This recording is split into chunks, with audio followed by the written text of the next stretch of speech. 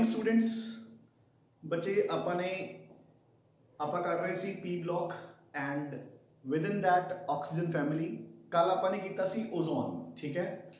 ਅੱਜ ਆਪਾਂ ਨੇ ਪੜ੍ਹਨੇ ਹੈ ਆਕਸਾइड्स ऑफ सल्फर, दो oxides sulphur dioxide and sulphur trioxide, ठीक है। सो अपने नोट्स च have a look at question number 116, ठीक है। Question is how is sulphur dioxide prepared and describe briefly it's structure, ठीक है। सो बच्चे आप सल्फर डाइऑक्साइड ਨੂੰ ਕਿੱਦਾਂ प्रिपेयर ਕਰਦੇ हैं और उसका स्ट्रक्चर। सो देखो, so basically we use 3 methods. So हम ध्यान ਨਾਲ करना बच्चे, understand it and learn it, ठीक है ना। मैं ਤੁਹਾਨੂੰ बार-बार कह रहे हैं कि P block has lots and lots of equations, so understand and learn। so देखो, first method is direct burning। so direct burning जिसको ਆਪਾਂ ਕਹਿੰਦੇ हैं combustion, ठीक है ना। डायरेक्ट बर्निंग ऑफ सल्फर या सल्फाइड्स, ठीक है। सो ਆਪਾਂ डायरेक्टली बर्न कर देंगे या तो सल्फर ਨੂੰ या सल्फर ਦੇ ਕੰਪਾਊਂਡਸ ਜਿਨ੍ਹਾਂ ਨੂੰ ਆਪਾਂ सल्फाइड्स बोलते हैं। सो देखो बेटे, S plus O2 gives you SO2 sulphur dioxide, ठीक है। या तो आप डायरेक्टली इदा सल्फर ਨੂੰ ਆਕਸੀਜਨ ਦੇ ਨਾਲ ਕੰਬਸਟ ਕਰ ਦਾਂਗੇ, ਵਿਲ ਗੈਟ ਸਲਫਰ ਡਾਈਆਕਸਾਈਡ। ਜਾਂ ਫਿਰ ਜਿਹੜੇ ਸਲਫਾਈਡੋਜ਼ ਹੁੰਦੇ ਨੇ, ਹਾਂਜੀ ਆਪਾਂ ਇੱਕ ਪ੍ਰੋਸੈਸ ਕੀਤੀ ਸੀ ਚੈਪਟਰ ਨੰਬਰ 6 ਮੈਟਲਰਜੀ ਦੇ ਵਿੱਚ, ਰੋਸਟਿੰਗ, ਯਾਦ ਹੈ ਨਾ। Roasting was used for the oxidation of sulfidos, ठीक है ना, to convert sulfidos into oxides।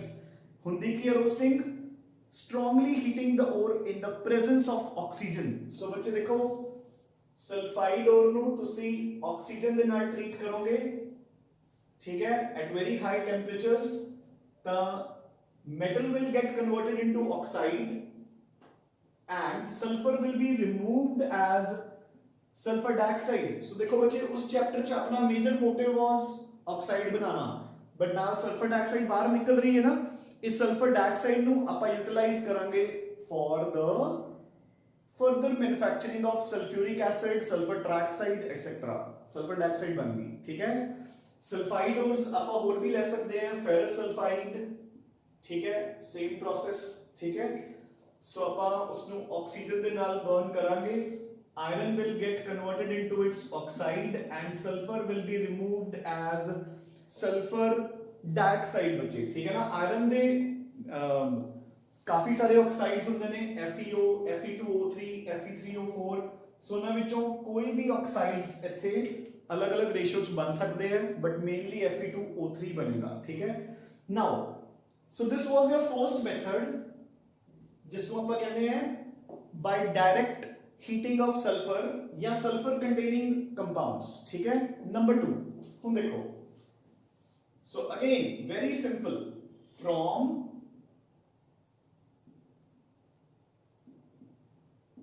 sulfides done। ਹੁਣ बच्चे देखो, अगेन रट्टा नहीं मारना, लॉजिकली देखो। मोस्ट कॉमन सल्फाइड आप पढ़ते हैं सोडियम सल्फाइड, Na2SO3, ठीक है। ਹੁਣ ਜਿਹੜੇ सल्फाइड्स ਹੁੰਦੇ ਨੇ ਉਹ ਕਿਹਦੇ ਸਾਲਟਸ ਹੁੰਦੇ ਆ? सल्फाइड्स आर salts of, ਜਿਵੇਂ ਕਿ ਇਹ ਸੋਡੀਅਮ ਸਲਫਾਈਡ ਹੈ, ਇਹਦੇ ਵਿੱਚ ਬੇਸ ਕਿਹੜਾ ਹੈ? NaOH, ਤੇ ਐਸਿਡ ਕਿਹੜਾ ਹੈ? Sulphurous acid H2SO3। ਮੇਰੀ ਗੱਲ ਸਮਝ ਰਹੇ ਹੋ ਨਾ। ਸੋ ਦੇਖੋ, sulphides are salts of bases and sulfurous acid। ਅਗਰ ਇੱਥੇ ਕੈਲਸ਼ੀਅਮ ਸਲਫਾਈਡ ਹੁੰਦਾ ਜਾਂ ਕੈਲਸ਼ੀਅਮ ਬਾਈਸਲਫਾਈਡ ਹੁੰਦਾ ਤਾਂ ਉਹ ਹੁੰਦਾ salt of calcium hydroxide and sulfurous acid। ਸੋ ਦੇਖੋ, this is a salt of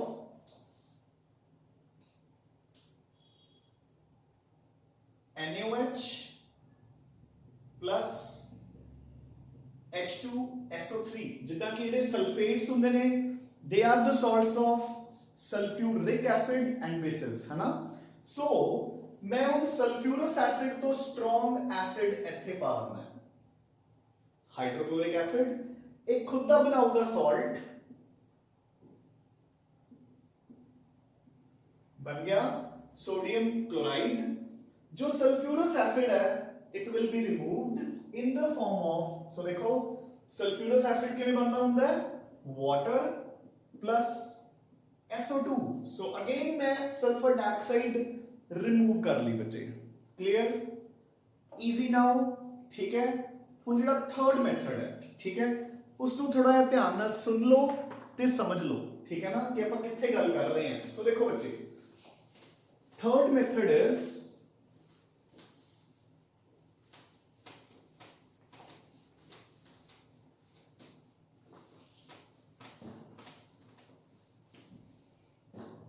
so third method is action of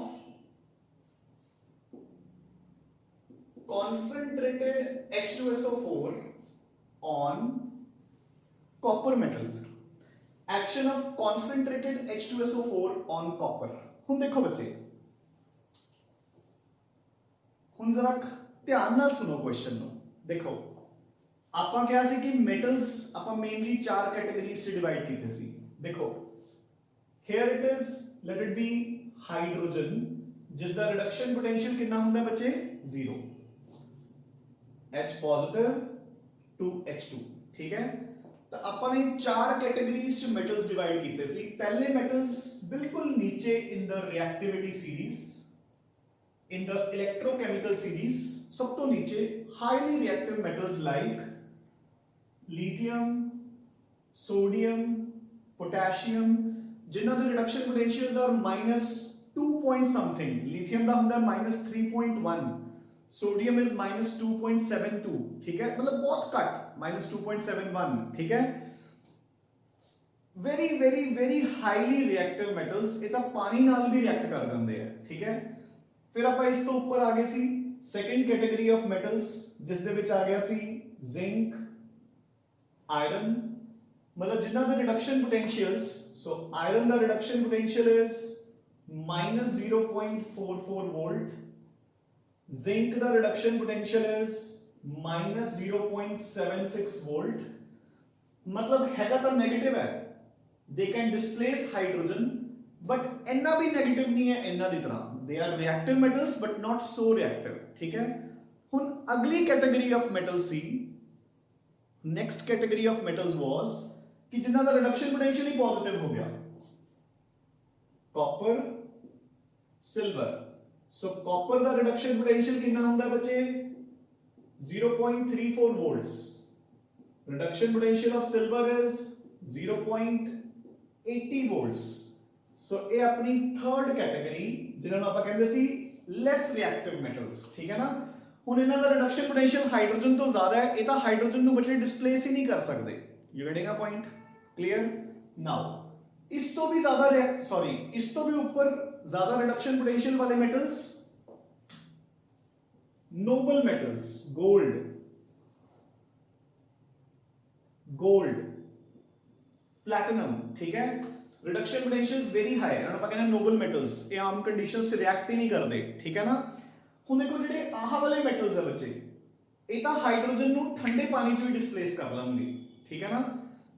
ਜਿਹੜੇ ਆਹ ਵਾਲੇ ਨੇ ਇਹ ਜਾਂ ਤਾਂ ਸਟੀਮ 'ਚੋਂ ਡਿਸਪਲੇਸ ਕਰਨਗੇ, ਫਿਰ ਆਪਾਂ ਸਟੀਮ ਲੈਣ ਦੀ ਬਜਾਏ ਆਪਾਂ ਕੀ ਕਰਨ ਲੱਗ ਜਾਂਦੇ ਆ, ਆਪਾਂ ਡਾਇਲੂਟ ਐਸਿਡਸ ਲੈਣ ਲੱਗ ਜਾਂਦੇ ਆ। ਦੇਖੋ ਹੁਣ ਅਗਰ ਇਹਨਾਂ ਨੇ ਹਾਈਡਰੋਜਨ ਨੂੰ ਡਿਸਪਲੇਸ ਕਰਨਾ ਹੈ ਤਾਂ ਕੁਝ ਵੀ ਨਹੀਂ, ਤੁਸੀਂ ਕੀ ਕਰੋ, सोडियम लो बच्चे, ध्यान नाल पॉइंट सुनी चलो, ठीक है ना, ये आपां नूं फायदा करनगे जनरल केमिस्ट्री नूं समझण। देखो जदों एमसीक्यूज दे विच क्वेश्चन अटकूगा तो उत्थे जनरल नॉलेज ही कम आऊगी, ठीक है ना। सो देखो तुसी सोडियम हाइड्रोक्साइड नूं बिल्कुल चिल्ड वाटर च पाता, ठंडे पानी च, तां वी की बन जाएगा NaOH एंड H2 आउट, ठीक है। क्यों होया है, क्योंकि water is H positive OH negative, so hydrogen positive तो बन गया 0, सोडियम 0 तो बन गया पॉजिटिव, सोडियम भी होगी ऑक्सीडेशन, हाइड्रोजन भी होगी रिडक्शन, क्योंकि सोडियम का रिडक्शन पोटेंशियल हाइड्रोजन नालों घट है, so hydrogen gets reduced and sodium gets oxidised. Now हुण जिहड़े ए वाले मेटल्स ने they are also reactive but इन्हां नालों बहुत घट, ठीक है। सो हुण तुहाडे कोल दो ऑप्शंस है, जे तुसी पानी विचों जिंक या आयरन यूज करके हाइड्रोजन बाहर कढ़नी है सो ਤੁਸੀਂ ਕੀ ਕਰੋਗੇ ਤੁਸੀਂ ਵਾਟਰ ਲਓ in the form of steam iron will get converted into its oxide and hydrogen will be removed बच्चे ठीक है ना बैलेंसिंग ਤੁਸੀਂ ਕਰ ਸਕਦੇ ਹੋ ਦੇਖੋ ਸਾਰੀ ਆਕਸੀਜਨ ਇੱਧਰ ਜੁੜ ਜੂਗੀ ਦੇਖੋ बैलेंसिंग ਕਿਵੇਂ ਹੋਏਗੀ ਦੋ ਆਇਰਨਸ तीन ऑक्सीजन्स चाहिए ने 3 ऑक्सीजन्स 3H2 आउट ठीक है सो हाइड्रोजन नु आयरन ने भी डिस्प्लेस करता देखो अगेन हाइड्रोजन +1 तो आ गया 0 आयरन 0 तो हो गया +3 so iron has displaced hydrogen but in the form of steam ता स्टीम लैंड दी बजाय मैं कहूंगा बच्चे इतना ਆਪਾਂ ਨੂੰ ਮੱਥਾ ਮਾਰਨ ਦੀ ਜ਼ਰੂਰਤ ਹੀ ਨਹੀਂ ਹੈ why to use steam then ਆਪਾਂ ਕੀ ਕਰਦੇ ਆ ਆਪਾਂ ਸਟੀਮ ਯੂਜ਼ ਹੀ ਨਹੀਂ ਕਰਦੇ ਆਪਾਂ ਆਇਰਨ ਦੇ ਵਿੱਚ ਪਾ ਲੈਂਦੇ ਆ ਡਾਇਲੂਟ H2SO4 ਆਪਾਂ ਜ਼ਿੰਕ ਦੇ ਵਿੱਚ ਪਾ ਲੈਂਦੇ ਆ ਡਾਇਲੂਟ H2SO4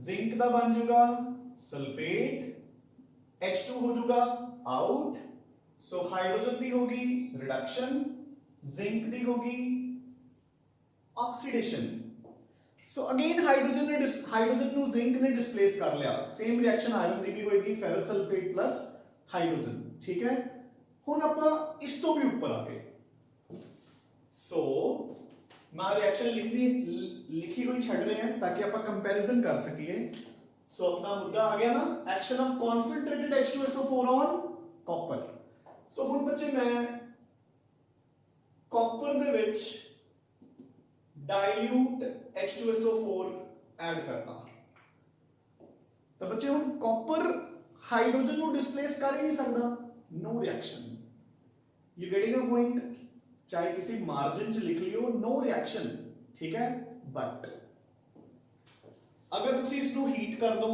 या कॉन्सेंट्रेटेड H2SO4 ले लो सो या तो हीट कर दो या कॉन्सेंट्रेटेड H2SO4 ले लो ਤਾਂ ਹੁਣ H2SO4 ਆਪਾਂ ਨੇ ਜਿਹੜੇ ਆਕਸੀਡਾਈਜ਼ਿੰਗ ਏਜੰਟ ਕੀਤੇ ਸੀ concentrated H2SO4 is also a weak oxidising agent ਤੁਹਾਨੂੰ ਯਾਦ ਹੈ ਨਾ ਤੁਹਾਨੂੰ ਕੀ ਦੱਸਿਆ ਸੀ ਕਿ ਆਪਣੇ ਕੋਲ ਤਿੰਨ ਮੇਜਰ ਐਸਿਡਸ ਹੈ HCl HNO3 H2SO4 HCl is predominantly used as an acid only HNO3 is used as an oxidizing agent H2SO4 is predominantly used as a dehydrating agent ਇਹ ਪਾਣੀ ਸੁਕਾਉਣ ਦੇ ਕੰਮ ਆਉਂਦਾ ਹੈ but it is also a weak oxidizing agent एक week oxidising agent भी है ठीक है ना सो हुन की होएगा बनेगा तो कॉपर सल्फेट भी सो कॉपर की ऑक्सीडेशन होगी बट हाइड्रोजन बाहर नहीं जाओगी याद है ना H2SO4 when it acts as an oxidising agent एक खुद रिड्यूस होके की दिंदा है सल्फर डाइऑक्साइड एंड वाटर तब बच्चे देखो हाइड्रोजन ਇੱਥੇ भी +1 है ਇੱਥੇ भी +1 है हाइड्रोजन ਦੀ डिस्प्लेसमेंट नहीं हुई बट सल्फर +6 तो +4 रिड्यूस हो गया सो H2SO4 ਦਾ ਆਕਸੀਡਾਈਜ਼ਿੰਗ ਐਕਸ਼ਨ ਇੱਥੇ ਕੰਮ ਕਰ ਰਿਹਾ ਹੈ H2SO4 ਨੇ ਕਾਪਰ ਨੂੰ ਕਰਤਾ ਆਕਸੀਡਾਈਜ਼ ਤੇ ਖੁਦ ਹੋ ਗਿਆ ਸਲਫਰ ਡਾਈਆਕਸਾਈਡ ਦੇ ਵਿੱਚ ਰਿਡਿਊਸ ਸੋ ਇਹ ਆਪਾਂ ਨੇ ਇੰਨਾ ਟਾਈਮ ਤਾਂ ਕਰਕੇ ਲਗਾਇਆ ਹੈ ਤਾਂ ਕਿ ਆਪਾਂ ਨੂੰ ਇਹ ਰਿਐਕਸ਼ਨ ਨੂੰ ਰੱਟਾ ਨਾ ਮਾਰਨਾ ਪਵੇ ਬੈਲੈਂਸਿੰਗ ਤੁਸੀਂ ਨੋਟਸ ਚੋਂ ਕਰ ਸਕਦੇ ਹੋ ਇਸ ਦੇ ਵਿੱਚ ਬੱਚੇ ਡਿਸਪਲੇਸਮੈਂਟ ਨਹੀਂ ਹੋਊਗੀ ਮਤਲਬ ਕਈ ਵਾਰੀ ਬੱਚੇ ਇਹਨਾਂ ਗੱਲਾਂ 'ਚ ਹੀ ਕਨਫਿਊਜ਼ ਹੋ ਜਾਂਦੇ ਨੇ ਵੀ ਸਰ ਕਦੇ ਤੁਸੀਂ ਜ਼ਿੰਕ ਸਲਫੇਟ ਦੇ ਨਾਲ ਹਾਈਡਰੋਜਨ ਬਣਾ ਦਿੰਦੇ ਹੋ ਕਦੇ SO2 ਬਣਾ ਦਿੰਦੇ ਹੋ ਇਹ ਕੀ ਗੱਲ ਬਣੀ ਹੈ ਨਾ ਜਾਂ ਆਪਾਂ ਨੂੰ ਉੱਥੇ ਕੁਐਸਚਨ ਆ ਸਕਦਾ ਹੈ ਕਿ ਕਿਹੜਾ ਮੈਟਲ H2SO4 ਦੇ ਨਾਲ ਸਲਫਰ ਡਾਈਆਕਸਾਈਡ ਦੇਊਗਾ ਕਿਹੜਾ ਨਹੀਂ ਦੇਊਗਾ ਤਾਂ ਸਿੰਪਲ ਜੀ ਗੱਲ ਹੈ ਜਿਹੜੇ ਹਾਈਡਰੋਜਨ ਤੋਂ ਨੀਚੇ ਨੇ ਉਹ ਸਲਫਰ ਡਾਈਆਕਸਾਈਡ ਨਹੀਂ ਦੇਣਗੇ ਵਿਦ ਡਾਇਲੂਟ H2SO4 ਜਿਹੜੇ ਉੱਪਰ ਵਾਲੇ ਨੇ ਉਹ ਦੇਣਗੇ क्लियर है सो copper plus concentrated H2SO4 gives you CuSO4 plus sulfur dioxide plus water ये रिएक्शन अपन ने क्यों की थी क्योंकि we are doing preparations of sulfur dioxide so these are your three preparations of sulfur dioxide now coming on to the structure ठीक है so sulfur dioxide ਦਾ structure ਕੀ ਹੁੰਦਾ ਹੈ just like ਜਿਵੇਂ ਆਪਾਂ ਨੇ ਕੱਲ ਓਜ਼ੋਨ ਦਾ ਕੀਤਾ ਸੀ ਬੱਚੇ ਠੀਕ ਹੈ एक डिट्टो स्ट्रक्चर है सो सल्फर डाइऑक्साइड SO2 एक कोऑर्डिनेट बॉन्ड एक लोन पेयर बचूगा so shape is bent sulphur दी हाइब्रिडाइजेशन सिग्मा बॉन्ड सिग्मा दो सिग्मास हो गए एक lone pair so sulphur here is sp2 hybridised. हाँ जी, तो इसका एक रेजोनेटिंग फॉर्म होर बनेगी,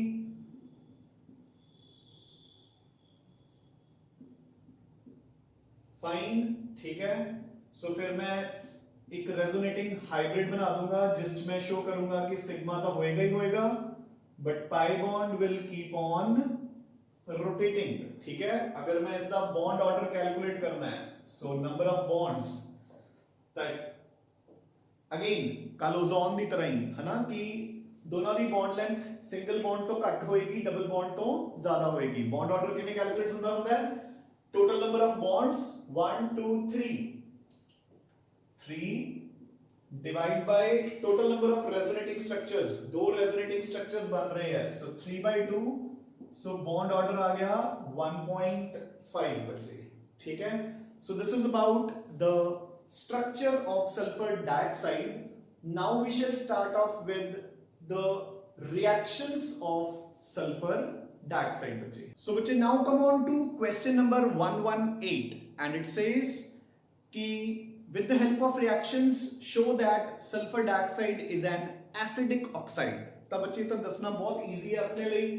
ਸੋ ਦੇਖੋ ਆਪਾਂ ਕਿੱਦਾਂ ਪ੍ਰੂਵ ਕਰ ਸਕਦੇ ਹਾਂ ਕਿ SO2 is an acidic oxide। ਤੁਸੀਂ ਪਹਿਲਾਂ easiest way is कि उसदे विच पानी पाओ and you will get an acidic solution of sulfurous acid जिसका pH will be less than 7, ठीक है। Second, we know acids plus bases they give us salts, ठीक है ना। ਤਾਂ ਤੁਸੀਂ ਕਿਸੇ ਵੀ ਬੇਸ ਨਾਲ ਇਸ ਨੂੰ ਟ੍ਰੀਟ ਕਰੋ ਤਾਂ ਤੁਹਾਡੇ ਕੋਲੇ ਸਲਫਾਈਡਸ ਬਣਨਗੇ। ਸੋ ਦੇਖੋ ਜਿੱਦਾਂ ਕਿ ਅਗਰ ਮੈਂ NaOH ਦੇ ਵਿੱਚ H2SO3 पावा, देखो बच्चे,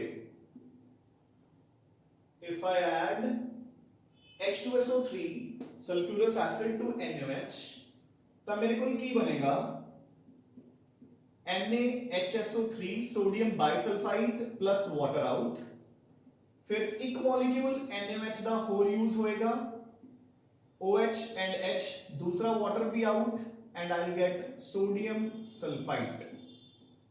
done. So two series of salts बन रही है मेरे को सल्फ्यूरस एसिड ਦੇ ਨਾਲ। ਇਹ सीरीज ऑफ सॉल्ट्स वगैरह ਇਹ ਸਾਰਾ ਕੁਝ ਆਪਾਂ ਕਰਾਂਗੇ ਜਦੋਂ ਆਪਾਂ ਸਟਰਕਚਰਸ ਨੂੰ ਰਿਵਾਈਜ਼ ਕਰਾਂਗੇ ਇਕੱਠੇ। ਤਾਂ ਦੇਖੋ ਦੋ series of salts sodium sulphide and sodium bisulphide.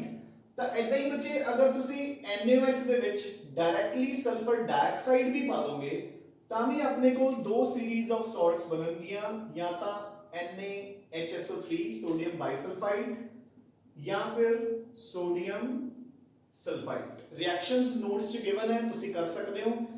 जब इट प्रूव्स कि सल्फर डाइऑक्साइड इज एसिडिक क्योंकि एक बेस नाल रिएक्ट करके सॉल्ट्स बना रही है, ठीक है ना। अगर ये एसिडिक ना हुंदा तो अपने को सॉल्ट नहीं बनना सी, ठीक है बच्चे। कोई होर बेस अगर आप लईए, फॉर एग्जांपल कैल्शियम हाइड्रोक्साइड, ठीक है, तुसी उसदे विच सल्फर डाइऑक्साइड पाओगे तो firstly you will get calcium sulphide, same, ठीक है, सॉल्ट बन गया। एंड अगर तुसी सल्फर डाइऑक्साइड पास करते ही रहोगे तो it will get converted into calcium bisulphide, ठीक है बच्चे। सो सेम वे, ठीक है ना, it will react with bases to give salts, so it proves that sulfur dioxide is an acidic oxide. Now come to the major question of sulfur dioxide. Question is basically 118 the B part to show its reducing properties. हुन बच्चे जरा ध्यान ना सुनो। सो देखो, सो आपा ने sulphur dioxide दिया reducing properties mention करनी है। सो देखो हुन तुसी खुद देखो, ਜਦੋਂ ਆਪਾਂ पोटेशियम डाइक्रोमेट, हुन देखो पोटेशियम डाइक्रोमेट ਤੇ परमैंगनेट अपने सिलेबस ਚ ਹੈ ਨਹੀਂ ਸੀ, ठीक है, बट ਇੱਥੇ ਉਹ ਯੂਜ਼ ਹੋਣਗੇ ਤਾਂ ਇਨਡਾਇਰੈਕਟਲੀ ਉਹ ਸਿਲੇਬਸ ਚ ਆ ਗਏ। ਤਾਂ ਕਰਕੇ ਮੈਂ ਤੁਹਾਨੂੰ ਕੀ ਕਿਹਾ ਸੀ ਕਿ ਜਿਹੜੇ ਪੋਰਸ਼ਨਸ CBSE ਨੇ ਸਟ੍ਰਾਈਕ ਆਫ ਕੀਤੇ ਨੇ ਡਾਇਰੈਕਟਲੀ ਔਰ ਇਨਡਾਇਰੈਕਟਲੀ ਉਹ ਥੋੜੇ ਬਹੁਤ ਆਪਾਂ ਨੂੰ ਪੜ੍ਹਨੇ ਹੀ ਪੈਣਗੇ ਬੱਚੇ, ਠੀਕ ਹੈ ਨਾ। ਸੋ ਹੁਣ ਦੇਖੋ ਸਲਫਰ ਡਾਈਆਕਸਾਈਡ ਨੂੰ ਆਪਾਂ ਨੇ as a reducing agent use ਕਰਨਾ ਹੈ, ਤਾਂ ਜਦੋਂ ਇਹ ਖੁਦ ਰਿਡਿਊਸਿੰਗ ਏਜੰਟ ਦਾ ਕੰਮ ਕਰੇਗਾ ਤਾਂ ਖੁਦ ਕੀ ਹੋ ਜਾਏਗਾ, ਆਕਸੀਡਾਈਜ਼। ਤਾਂ ਆਪਾਂ ਪਹਿਲਾਂ ਆਕਸੀਡਾਈਜ਼ਿੰਗ ਪ੍ਰੋਪਰਟੀਜ਼ ਪੜ੍ਹ ਚੁੱਕੇ ਨਾ। ਮੈਨੂੰ ਯਾਦ ਕਰਕੇ ਦੱਸੋ ਸਲਫਰ ਡਾਈਆਕਸਾਈਡ ਤੋਂ ਆਕਸੀਡਾਈਜ਼ ਹੋ ਕੇ ਕੀ ਬਣਦਾ ਸੀ? ਹਾਂਜੀ, sulphur dioxide on oxidation gives या तो सल्फर ट्राइऑक्साइड अगर ड्राई मीडिया है, और अगर एक्वस मीडिया तो सल्फ्यूरिक एसिड। तो बच्चे इत्थे भी सल्फ्यूरिक एसिड बनेगा ना। सल्फर डाइऑक्साइड तो ऑक्सीडाइज होके की बनेगा? Sulphuric acid. दूसरे दी की हो जाएगी? रिडक्शन, ठीक है ना। वो कौन है? Oxidising agent. तो यही आप पढ़ रहे हैं। तो इत्थे आपां ने 3 मेन ऑक्सीडाइजिंग एजेंट्स पढ़ने हैं। हुण देखो ध्यान नाल। सो देखो बच्चे, वो आप ऑलरेडी पढ़ चुके, आप कुछ नवा नहीं करना। So number 1 is potassium dichromate, number 2 is potassium permanganate in acidic media, ठीक है। एंड नंबर 3 अपन ने पढ़ना है aqueous solution of halogens. Fine. हुन पहला मैं पोटेशियम डाइक्रोमेट दस रहे हैं। सो देखो बच्चे, पोटेशियम डाइक्रोमेट वाले ਆਪਾਂ ਨੇ ਸਲਫਰ ਡਾਈਆਕਸਾਈਡ ਦੀ ਆਕਸੀਡਾਈਜ਼ਿੰਗ ਰਿਐਕਸ਼ਨ ਕਿਵੇਂ ਕੀਤੀ ਸੀ? ਧਿਆਨ ਨਾਲ ਸੁਣੋ। ਸੋ ਪੋਟਾਸ਼ੀਅਮ ਡਾਈਕ੍ਰੋਮੇਟ ਆਪਾਂ ਨੇ ਕੀਤਾ ਸੀ ਕਿ ਜਦੋਂ ਆਪਾਂ ਉਸ ਨੂੰ ਟ੍ਰੀਟ ਕਰਾਂਗੇ with H2SO4, it will give us K2SO4 plus chromium sulfate plus 4 water molecules plus 3 nascent oxygens, ठीक है। ये अपनी रिडक्शन हाफ इक्वेशन है, ठीक है। जेडे बच्चे एमसीक्यूज कर रहे हैं उन्होंने तो ये किया हुआ है, जिन्हें नहीं कर रहे वो इत्थे कर लो हुण, ठीक है ना। सो देखो H2SO4 में भी 4 moles he I think 4 2s are 8 4 2s are 8, हाँ जी। सो ये भी बैलेंस्ड है, ये भी बैलेंस्ड है, क्लियर, ठीक है। एक बार फिर चेक कर लो, हाँ जी, ठीक है ना जी। So this is reduction half equation. Sulphur dioxide दी ऑक्सीडेशन किवें होई सी? सो दिस इज, अच्छा इस रिएक्शन दे विच कलर चेंज की होता है? Potassium dichromate is orange in colour, chromium sulphate is green in colour, ठीक है। सल्फर डाइऑक्साइड दी ऑक्सीडेशन लिख रहे हैं हम आप। सल्फर डाइऑक्साइड तो ऑक्सीडाइज होके बनया सी सल्फ्यूरिक एसिड। इस दे लई मैनू जरूरत है एक ऑक्सीजन दी, की बन गया SO3 plus water, clear, plus water, clear है कि नहीं, ठीक है। सो हुन अगला स्टेप की हुंदा है? नेसेंट ऑक्सीजन्स को बैलेंस करना। इत्थे कितनी है? 1, इत्थे कितनियां ने? 3। सो मैं नीचे वाली इक्वेशन को मल्टीप्लाई करूंगा by 3। So 3SO2, 3 nascents, 3 water gives you 3H2SO4। So nascent oxygen दोनों तरफ कट गई बच्चे। दोनों रिएक्शंस नु ऐड करन ते मेरे को की मिलेगा? Potassium dichromate plus 4H2SO4 plus 3SO2 molecules, ठीक है।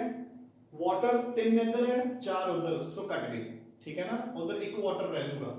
So this will give you K2SO4 plus chromium sulfate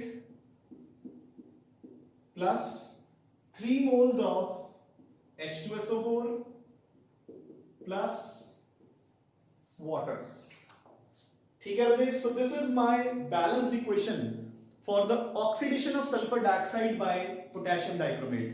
हुन यही क्वेश्चन आपां नू उल्टा करके पूछा गया बच्चे। सो देखो आपां नू क्या गया कि explain the action of sulphur dioxide as a reducing agent. तो देखो बच्चे हुन अगर सल्फर दी ऑक्सीडेशन हो रही है फ्रॉम +4 टू +6, तो क्रोमियम दी रिडक्शन हो रही है फ्रॉम +6 टू +3। अगर मैं ये कह सकता है कि पोटेशियम डाइक्रोमेट ने सल्फर डाइऑक्साइड नु ऑक्सीडाइज करता, तो मैं ये भी कह सकता है कि सल्फर डाइऑक्साइड ने पोटेशियम डाइक्रोमेट नु रिड्यूस करता। सो वही रिएक्शन अपन ने लिखनी है, ठीक है ना।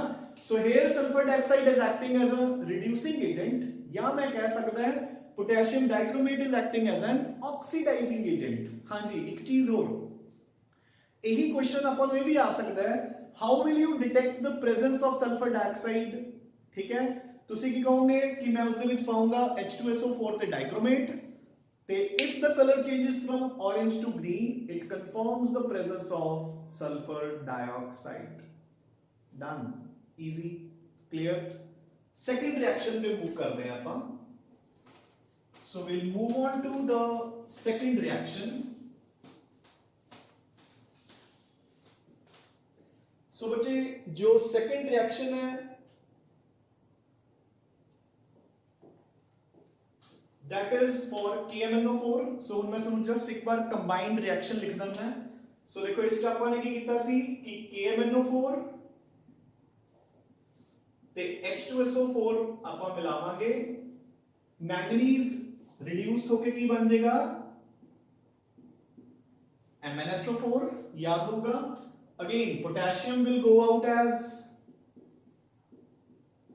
K2SO4. हाँ जी, जो सल्फर डाइऑक्साइड है it will be oxidized to sulfuric acid plus water will go out. ठीक है, बैलेंसिंग ਤੁਸੀਂ बुक ਚੋਂ ਕਰ ਲਓ. ਠੀਕ ਹੈ ਨਾ, ਮੈਂ ਤੁਹਾਨੂੰ ਮੇਜਰ ਪ੍ਰੋਡਕਟਸ ਲਿਖਤੇ. ਹਾਂਜੀ, ਜਿਵੇਂ ਉੱਥੇ ਸਲਫਰ ਡਾਈਆਕਸਾਈਡ ਤੋਂ ਬਣਿਆ ਸੀ ਸਲਫਿਊਰਿਕ ਐਸਿਡ ਤੇ ਡਾਈਕ੍ਰੋਮੇਟ ਤੋਂ ਬਣਿਆ ਸੀ ਕ੍ਰੋਮੀਅਮ ਸਲਫੇਟ, ਇੱਥੇ KMnO4 ਤੋਂ ਬਣ ਰਿਹਾ ਹੈ manganese sulphate and the colour will change from pink to colorless. So again अगर the question comes how will you detect the presence of sulfur dioxide, तो अपना आंसर की होएगा कि मैं उस दे विच पाऊंगा acidified potassium dichromate. If the color changes from pink to colorless it indicates the presence of SO2 sulfur dioxide. Clear, clear, done. Upon next पे move करते हैं third part. So next बच्चे third part देखो, halogens. सो हम अपना अगला group halogens भी है तो उदो भी आएगी रिएक्शन. ठीक है ना. So chlorine and water will react to give 2HCl plus nascent oxygen. ठीक है, ये ਜਿਹੜੀ नेसेंट ऑक्सीजन है ये सल्फर डाइऑक्साइड ਨੂੰ ਆਕਸੀਡਾਈਜ਼ ਕਰ ਦੇਗੀ ਵਿਦ 2 सल्फर ट्राइऑक्साइड, और फर्दर वाटर ਦੇ ਨਾਲ ਮਿਲ ਕੇ ਕੀ ਬਣਾ ਦੇਗਾ H2SO4. सो दोनों तरफ नेसेंट ऑक्सीजन बराबर है. ਆਪਾਂ इक्वेशन ਨੂੰ ऐड ਕਰਾਂਗੇ. मेरी इक्वेशन की बन गई chlorine plus sulphur dioxide plus 2 waters will give me 2HCl plus H2SO4. Done बजे, क्लियर.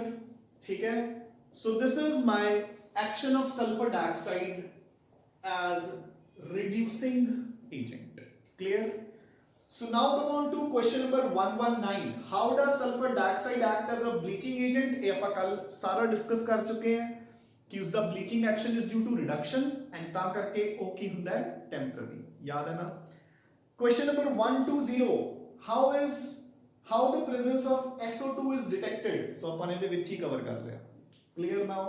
ठीक है कि अगर डाइक्रोमेट पान ते कलर ऑरेंज टू ग्रीन हो जाता है ते परमैंगनेट पान ते colour from pink to colourless हो जाता है, तो it indicates the presence of SO2. बच्चे आप किते भी लिख सकते हैं. ਇੱਥੇ भी देखो क्लोरीन का कलर की ਹੁੰਦਾ बच्चे, हाँ जी येलोइश ग्रीन. HCl कलरलेस, सो येलोइश ग्रीन तो कलरलेस होना again indicates the presence of SO2. But आप ऊपर वाले दो टेस्ट ही यूज करते हैं. ठीक है, so this completes sulphur dioxide. ठीक है, हुन आप करते हैं a bit about sulphur trioxide. So बच्चे यार next question is question number 121. How is sulphur trioxide obtained? Discuss its structure. ठीक है, सो बच्चे सल्फर ट्राइऑक्साइड हुन आप पहला भी बहुत बार कर चुके हैं. ठीक है, एक बार फिर मैं सुन दस रहा. ठीक है ना, मतलब एटलीस्ट मैंने लगता है कि 3 to 4 टाइम्स तो आप कर चुके हैं, हुन फिर कर रहे हैं. एंड कल वाले लेक्चर च जो आप सल्फ्यूरिक एसिड करांगे आप फिर करांगे. ठीक है, सो देखो बच्चे फर्स्ट मेथड इज कि सल्फर डाइऑक्साइड नु ਆਪਾਂ ਫਰਦਰ ਆਕਸੀਡਾਈਜ਼ ਕਰ ਦਿੰਦੇ ਆ ਟੂ ਸਲਫਰ ਟ੍ਰਾਈਆਕਸਾਈਡ। ਠੀਕ ਹੈ, ਸੋ ਆ ਗਿਆ ਹੋਣਾ ਸਭ ਨੂੰ ਯਾਦ ਪ੍ਰੋਬਲਮ ਕੀ ਹੁੰਦੀ ਹੈ ਇਸ ਰਿਐਕਸ਼ਨ ਚ ਕਿ ਦਿਸ ਇਜ਼ ਰਿਵਰਸਿਬਲ। ਆਪਾਂ ਇਸ ਯੂਜ਼ ਕਰਦੇ ਆ vanadium pentoxide catalyst, low temperature and high pressure. अपन जो कांटेक्ट प्रोसेस करांगे अपन exact temperature and pressure conditions भी करांगे। ठीक है, ठीक है ना। सो जेडी ये सल्फर ट्राइऑक्साइड है इनु अपन आगे कन्वर्ट कर दें इनटू ओलियम, ओलियम तो अपन फर्दर बनाने हैं H2SO4 known as contact process. ठीक है ना। अच्छा, एक पॉइंट मैं सुनो इत्थे वैसे ही दस देना है, जो कांटेक्ट प्रोसेस है वो बच्चे नेम ही इथों आया। ठीक है ना, मतलब अगर सुनो एग्जाम क्वेश्चन आता है कि the contact process is known as contact process, why, है ना, कि कांटेक्ट प्रोसेस ਨੂੰ ਆਪਾਂ कांटेक्ट प्रोसेस क्यों कहते हैं, क्योंकि बच्चे पूरी ਦੀ पूरी प्रोसेस ਦੇ ਵਿੱਚ ਸਿਰਫ ਇੱਕ ਇਹੀ ਆਬਜੈਕਸ਼ਨੇਬਲ ਸਟੈਪ ਹੈ ਜਿਸ ਦੇ ਵਿੱਚ ਆਪਾਂ ਨੇ ਧਿਆਨ ਰੱਖਣਾ ਹੈ, ਕਿਉਂਕਿ ਰਿਵਰਸਿਬਲ ਹੈ ਤਾਂ ਆਪਾਂ ਨੂੰ ਇਹਦੇ ਲਈ ਪ੍ਰੋਪਰ ਕੰਡੀਸ਼ਨਸ ਦੇਣੀਆਂ ਪੈਣਗੀਆਂ। ਠੀਕ ਹੈ ਨਾ, ਜਿਵੇਂ ਆਪਾਂ ਨੇ ਹੇਬਰਸ ਪ੍ਰੋਸੈਸ ਚ ਕੀਤਾ ਸੀ। ਤਾਂ ਹੁਣ ਜਦੋਂ ਉਹ ਪ੍ਰੋਪਰ ਕੰਡੀਸ਼ਨਸ ਆਪਾਂ ਨੂੰ ਦੇਣੀਆਂ ਪੈਣਗੀਆਂ ਤਾਂ ਮੀਨਸ ਆਪਣਾ ਸਾਰਾ ਫੋਕਸ ਇਸੇ ਸਟੈਪ 'ਚ ਹੈ, ਤੇ ਜਿਹੜਾ ਕਾਂਟੈਕਟ ਪ੍ਰੋਸੈਸ ਦਾ ਐਪਰੇਟਸ ਹੈ ਉਹਦੇ ਵਿੱਚ ਤੁਸੀਂ ਦੇਖੋਗੇ ਕਿ ਜਿਹੜੇ ਉਸ ਐਪਰੇਟਸ ਦੇ ਪਾਰਟ ਵਿੱਚ ਹੀ ਸਟੈਪ ਹੋਏਗਾ that part is known as contact chamber. ਤਾਂ ਆਪਾਂ ਕਹਾਂਗੇ ਕਿ ਜਿਹੜਾ ਆਪਣਾ main to be focused step ਹੈ ਉਹ ਜਿਸ ਕਾਂਟੈਕਟ ਪ੍ਰੋਸੈਸ ਦੇ ਐਪਰੇਟਸ ਦੇ ਪਾਰਟ 'ਚ ਹੋ ਰਿਹਾ ਹੈ, ਸਿੰਸ ਉਸ ਦਾ ਨਾਮ ਕਾਂਟੈਕਟ ਚੈਂਬਰ ਹੈ ਤਾਂ ਆਪਾਂ ਉਸ ਨੂੰ ਕਹਿੰਦੇ ਆ ਕਾਂਟੈਕਟ ਪ੍ਰੋਸੈਸ। ਠੀਕ ਹੈ। Second method from sulphuric acid. So ਆਪਾਂ ਨੂੰ ਪਤਾ ਹੈ ਨਾ ਬੱਚੇ ਕਿ ਜਿਹੜਾ ਸਲਫਿਊਰਿਕ ਐਸਿਡ ਹੈ, ਹਾਂਜੀ ਹੁਣ ਫੇਰ ਰਿਵਾਈਜ਼ ਕਰੋ, ਜੋ ਸਲਫਿਊਰਿਕ ਐਸਿਡ ਹੈ ਉਹ ਕਿਵੇਂ ਬਣਦਾ ਹੈ, ਮਤਲਬ it is a hydrated form of sulphur trioxide. So SO3 ਦੇ ਵਿੱਚ ਪਾਣੀ ਪਾਓ, ਦੇਖੋ ਕੀ ਬਣ ਗਿਆ H2SO4, ਤੇ ਜੇ ਇਹੀ ਪਾਣੀ ਮੈਂ ਬਾਹਰ ਕੱਢਣਾ ਹੁੰਦਾ ਤਾਂ ਮੈਂ ਕੀ ਪਾਣਾ ਹੁੰਦਾ ਹੈ ਫਾਸਫੋਰਸ ਪੈਂਟਆਕਸਾਈਡ P2O5 ਜਾਂ ਆਪਾਂ P4O10 ਵੀ ਲਿਖ ਸਕਦੇ ਹਾਂ, ਐਂਡ वाटर एब्जॉर्ब करके खुद किस कन्वर्ट हो जाना होता है, हाँ जी। सो सल्फ्यूरिक एसिड जो पानी निकल के SO3 बन गया, P2O5 will get converted into metaphosphoric acid HPO3, done।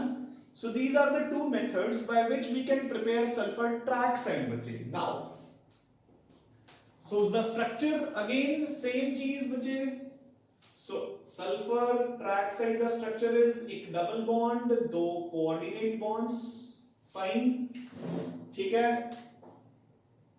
1 2 and 3 sigma bonds। So sulfur is sp2 hybridized lone pair, कोई बचा नहीं sulfur कोल।